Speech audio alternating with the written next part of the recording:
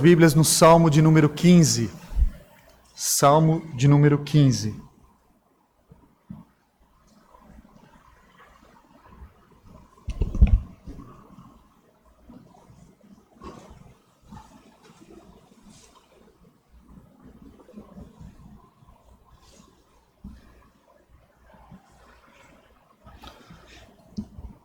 A palavra de Deus diz assim: Quem, Senhor, habitará no teu tabernáculo?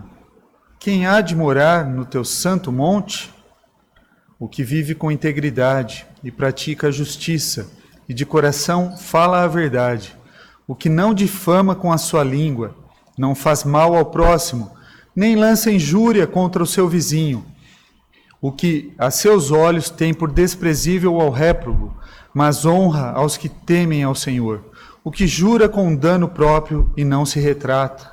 O que não empresta o seu dinheiro com usura e nem aceita suborno contra o inocente. Quem deste modo procede não será jamais abalado. Vamos ter mais uma oração. Santo Deus, eu não posso falar, ó Pai, sem que teu Santo Espírito ilumine esse teu servo, ó Pai, e venha abrir os corações, ó Pai, dos membros que estão aqui, Senhor. Sê conosco nesse momento. É em Cristo Jesus que nós oramos. Amém, ó Pai. Esse salmo, meus irmãos, ele não tem um contexto bem definido, nós não sabemos ao certo qual foi o contexto. Ele foi um salmo escrito por Davi, e alguns estudiosos eles sugerem que o contexto desse salmo foi quando Davi queria mover a arca de volta para Jerusalém. E eles queriam dessa vez fazer corretamente, porque da outra vez que tentaram teve uma morte, né? A morte de uma pessoa. Então eles queriam fazer corretamente. E muitas pessoas hoje em dia estão procurando o quê? Bons lugares para morar. Lugar seguros, né? Então, a primeira opção que as pessoas procuram quando podem é o quê? Em condomínios fechados, né? Um lugar ótimo e que aparenta ter segurança, dá uma noção de segurança. E para alguns, aonde nós moramos, mostra quem nós somos.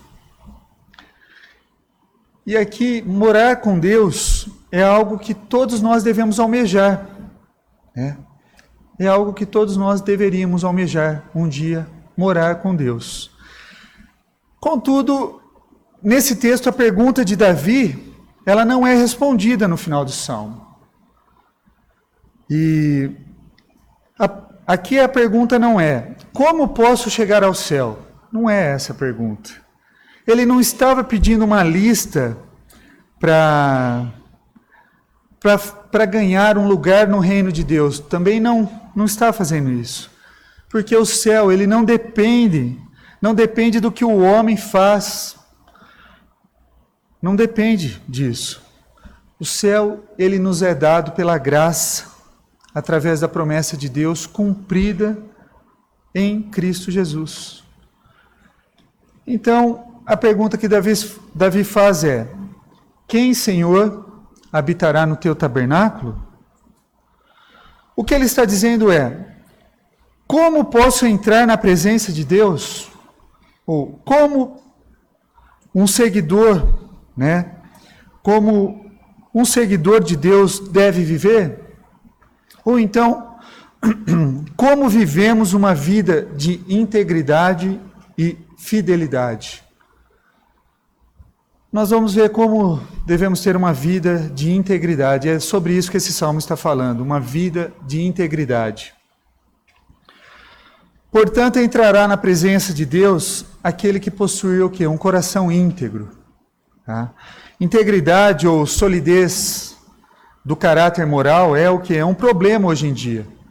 Pense no que nós acabamos de ler e o que nós temos visto na nossa experiência. Líderes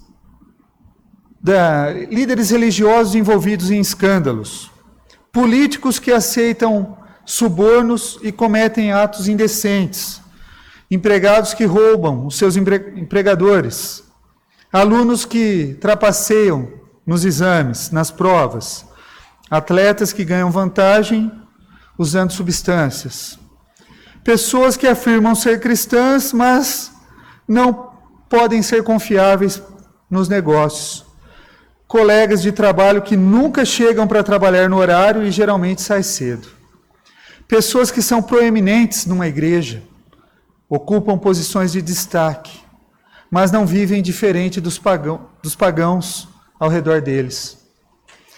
A integridade, meus irmãos, é um problema, e é um problema especialmente significativo para os cristãos. E como representantes de Jesus Cristo, a nossa inconsistência e falta de integridade, ela destrói o nosso testemunho diante de um mundo que está constantemente nos observando. E o Salmo nos dá algumas características da pessoa que pode entrar na presença de Deus. O tabernáculo era o lugar que só adentrava o sumo sacerdote uma vez por ano. E ali considerava que era onde estava a presença de Deus. E aqui Davi está perguntando: quem, Senhor? Quem habitará no teu tabernáculo? Quem poderá ter acesso à tua presença? É isso que ele está perguntando aqui. Então, aqueles que levam vidas sem culpa e fazem o que é certo, isso é chamado dístico. E isso significa que tem duas estrofes que dizem a mesma coisa. Os dísticos são usados nas poesias e muito frequente nos salmos.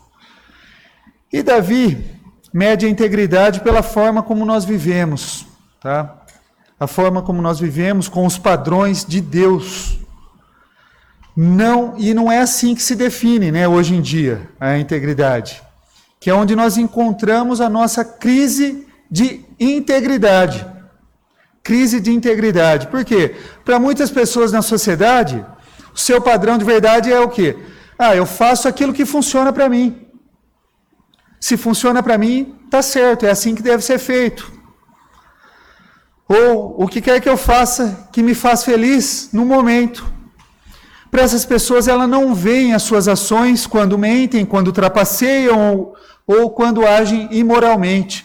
Se aquilo que ela faz é bom para ele, dá certo no final e deixa ele feliz naquele momento, para ela está bom. E isso vai definindo o quê? Os padrões dela.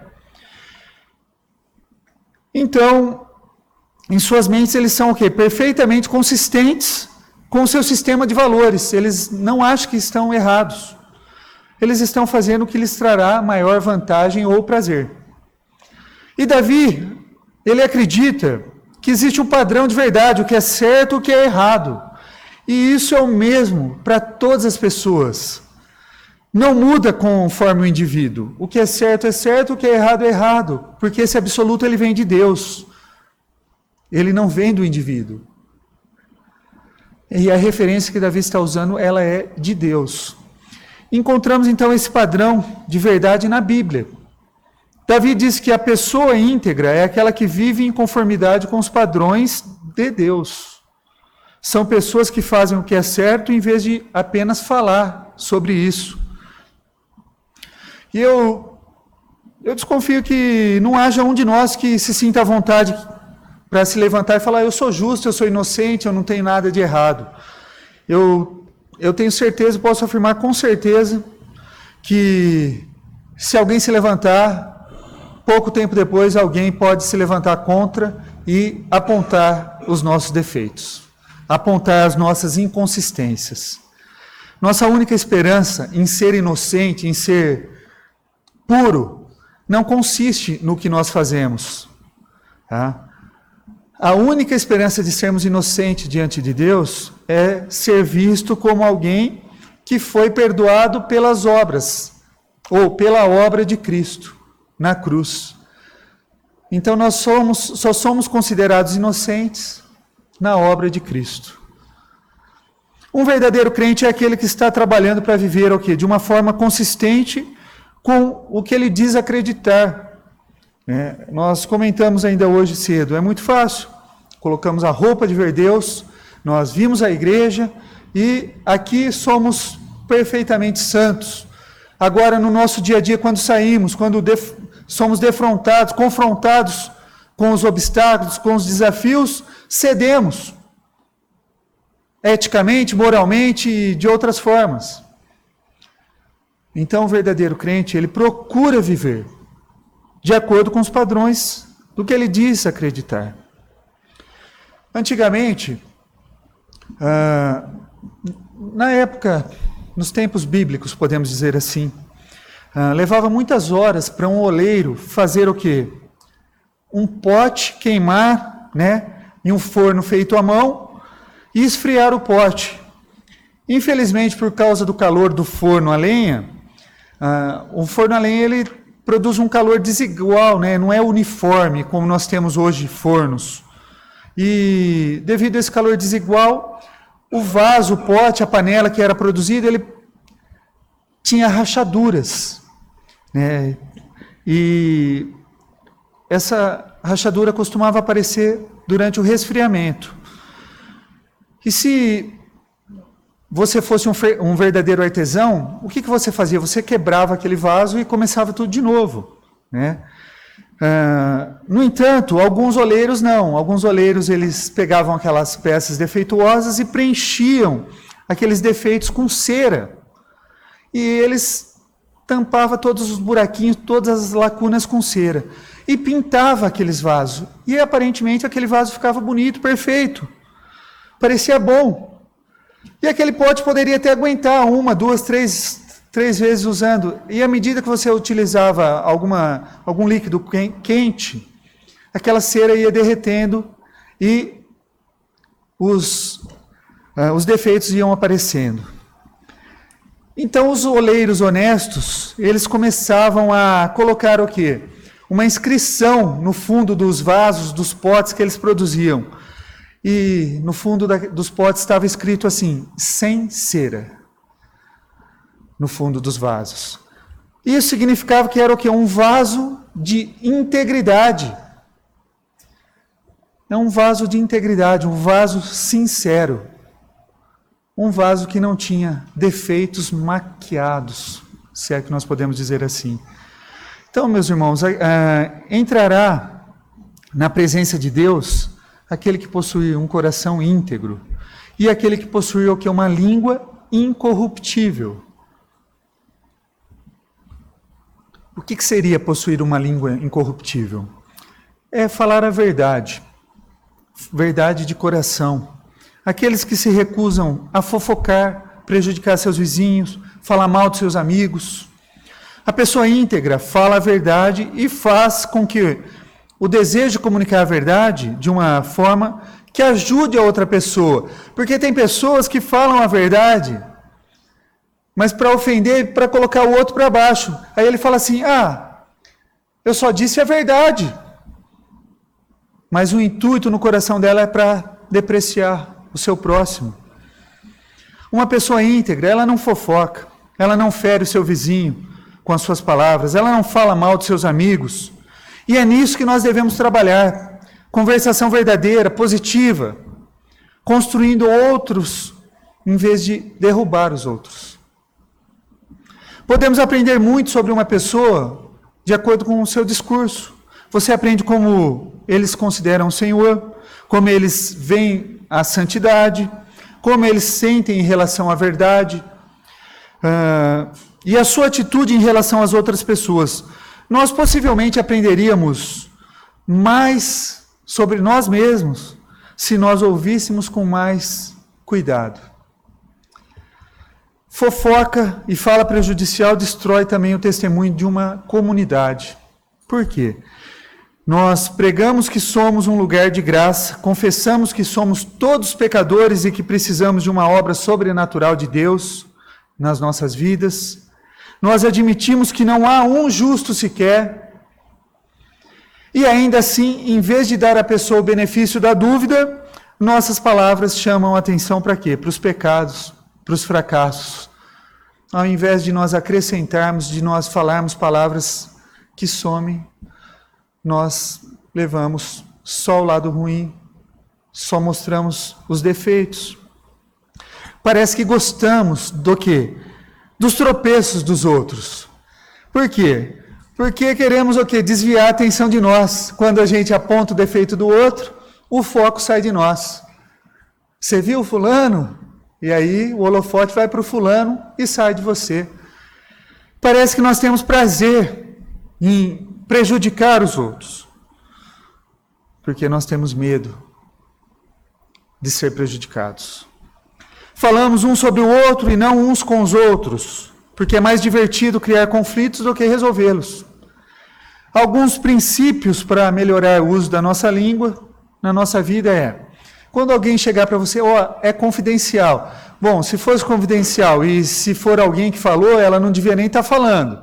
Porque já que é confidencial, não deveria ser nem mencionado. É verdade?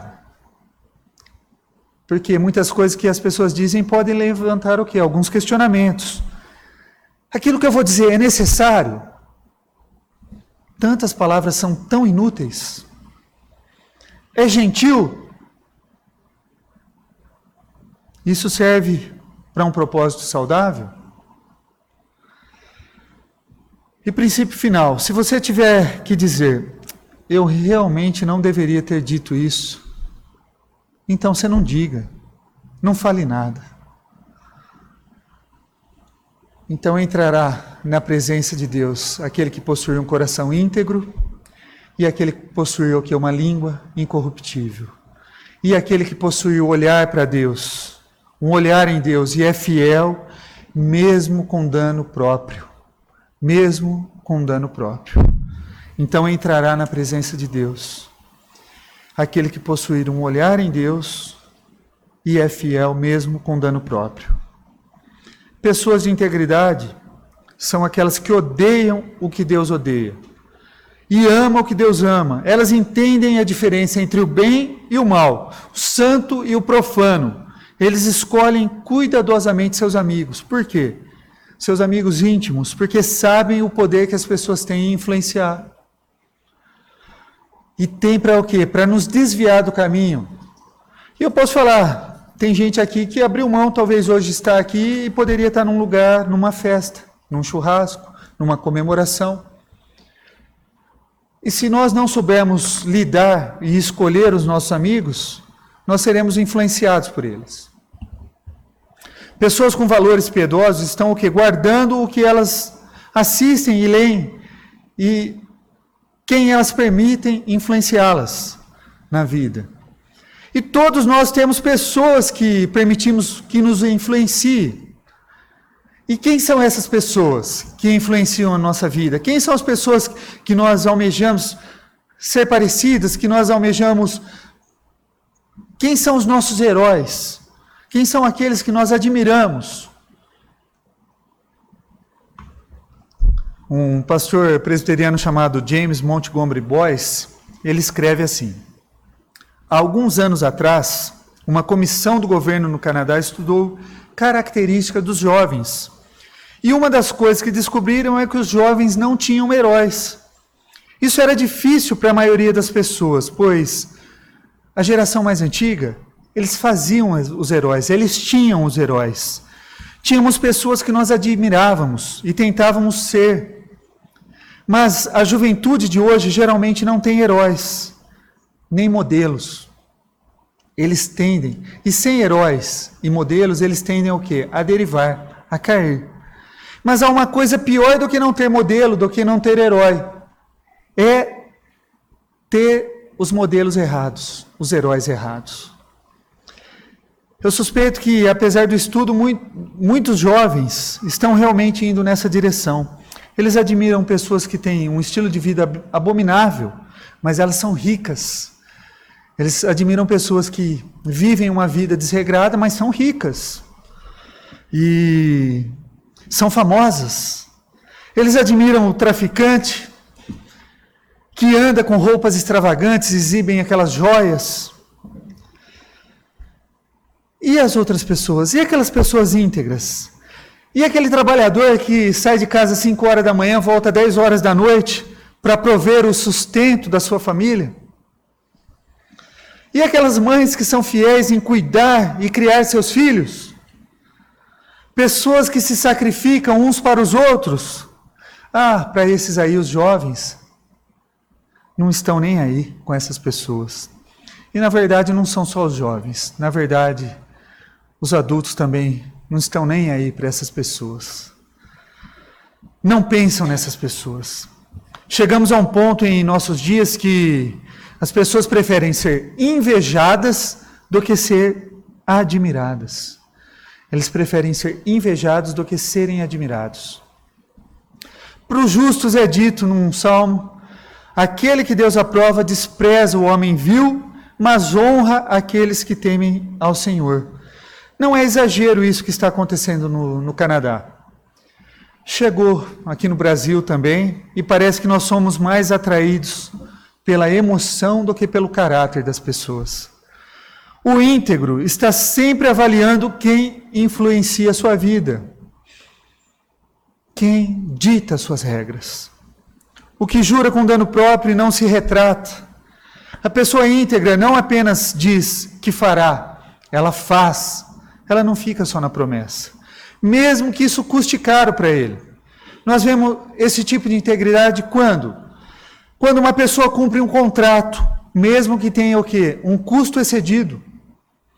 Nós vemos o cliente que paga a conta quando um trabalho é concluído, ao invés de ficar fazendo com que o trabalhador fique correndo atrás, a fim de obter um desconto. A pessoa que permanece fiel ao seu cônjuge, mesmo quando há doença, mesmo quando está difícil, mesmo quando não está mais divertido o casamento. Aqueles que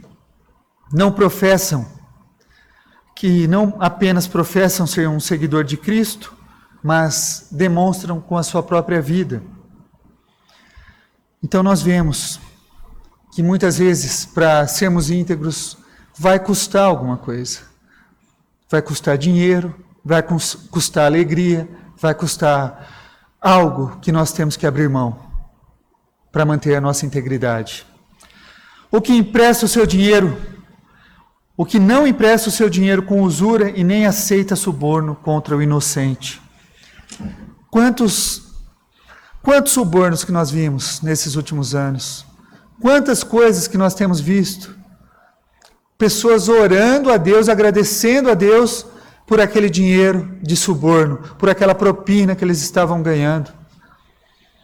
É a mesma coisa, eu estava comentando com alguns jovens de uma comunidade carente, uma comunidade que os bandidos daquela comunidade, quando eles vão fazer alguma coisa, eles chamam uma fita, né? Vão cometer um crime, eles chegam, pastores são respeitados, pessoas da saúde são respeitadas nesse meio, e eles têm a capacidade de chegar: pastor, ora lá por nós que nós vamos fazer uma fita lá para que não aconteça nada com nós. É a mesma coisa do suborno. Eles estão pedindo proteção de Deus para algo que não é íntegro, algo que difama. Como nós usamos o nosso dinheiro revela muito sobre o nosso coração. E aqui Davi está dizendo que as pessoas íntegras, elas usam o seu dinheiro para ajudar outras pessoas. Davi não está dizendo que emprestar dinheiro a juros é ruim, não é isso que ele está dizendo. Mas consistentemente é sabido que todo o Antigo Testamento, ele condena e é contrário a tirar proveito de pessoas necessitadas a fim de obter lucro. Então, analisando friamente essas empresas de crédito, pega a pessoa que está lá, já está debulhada em dívida, e vai lá e empurra mais um pouquinho de dívida para ela. É justamente o que o crente, ou que o homem íntegro, não deve fazer. Tá? Não deve fazer. A pessoa íntegra sabe a diferença entre o certo e o errado, e não pode ser o quê? Comprada. Elas valorizam as pessoas, são leais aos seus amigos. Consequentemente, eles não se venderão e não os venderão por dinheiro algum ou por qualquer outro benefício. E o dinheiro, ele pode ser muito mal usado, pode ser usado de uma forma maligna. O dinheiro pode ser usado para destruir uma pessoa ou uma empresa, para comprar votos, para manter alguém indefeso e dependente daquele dinheiro, para colocar alguém ou até mesmo uma organização numa dívida, para diminuir outra pessoa. O homem íntegro usa as coisas e ama as pessoas, em vez de amar as coisas e usar as pessoas. Vamos concluindo, meus irmãos. Davi, ele termina esse salmo com uma declaração que nós devíamos anotar e deixar bem à vista nossa. Quem deste modo procede, jamais será abalado. Quando você lê esse salmo, quem habitará, Senhor, no teu tabernáculo? E aí ele lista parâmetros de um homem íntegro. E aí ele não responde a pergunta, mas ele diz: quem deste modo procede, não será jamais abalado. Não seria maravilhoso ter pessoas no nosso funeral testemunhando do nosso caráter consistente e piedoso? Você não deseja que as pessoas testifiquem que viram Jesus na maneira como você viveu a sua vida? Observe o que Davi não diz. Ele não diz o quê? Que as pessoas que vivem com integridade e caráter não terão problemas. Davi não está dizendo isso. Pelo contrário. A verdade é que as pessoas íntegras, geralmente elas se tornam alvos. Elas ficam na mira dos outros. Porque é muito fácil para desviar o foco da minha falta de integridade e apontar: ah lá, o senhor perfeitinho, olá, o fulano. Porque eu não estou sendo íntegro. Isso se chama orgulho, que nós vimos hoje cedo, que é uma insegurança. E faz com que eu acuse o outro para tirar o foco de mim. Então, quando você vive com integridade, você irá expor a falta de integridade na vida das outras pessoas. As pessoas não gostam de ser expostas de tal maneira. Davi também não diz que elas serão honradas. A integridade às vezes custa caro, e caro financeiramente mesmo. Pode custar-lhe em termos de popularidade, amizades, promoções, dinheiro e por aí vai. Poderíamos listar um número de perdas que você pode ter quando você vive integramente. No entanto, a pessoa íntegra pode viver sem arrependimento, ela pode viver com paz, a paz de Deus, ela terá um caminho claro para seguir. E será respeitada, se tornará o quê? A pessoa que os outros vão procurar quando tiverem o quê? Passando por problemas. Eles vão procurar você. Será usado por Deus para falar da vida e da graça dele. Não podemos nos tornar o quê? Pessoas íntegras sozinhos. Não. Mas Deus pode nos tornar íntegros. E Deus deseja desenvolver essa característica em nós. À medida que nos permitimos ser o quê? Mais controlados pelo seu Santo Espírito, nós veremos o quê? Essas qualidades crescerem em nossas vidas. Pergunta para nossa reflexão: como as pessoas nos veem? Eu encorajo você a usar esse salmo como um guia para suas orações. E peça o quê? Peça para Deus revelar onde você está o quê? Descaracterizado. Aonde que eu preciso melhorar? Ache os seus defeitos. Trabalhe para melhorar esses defeitos. Trabalhe nisso. Deus nos chama o quê? A ser íntegros, tanto quanto nós somos o quê? Proficientes. No nosso jogo de futebol, no nosso hobby, ou na nossa dieta, ou na nossa reabilitação da doença, do que for. Nós somos proficientes nisso e nós dedicamos tempo nisso. Deus chama nós sermos o quê? Íntegros nesse ponto.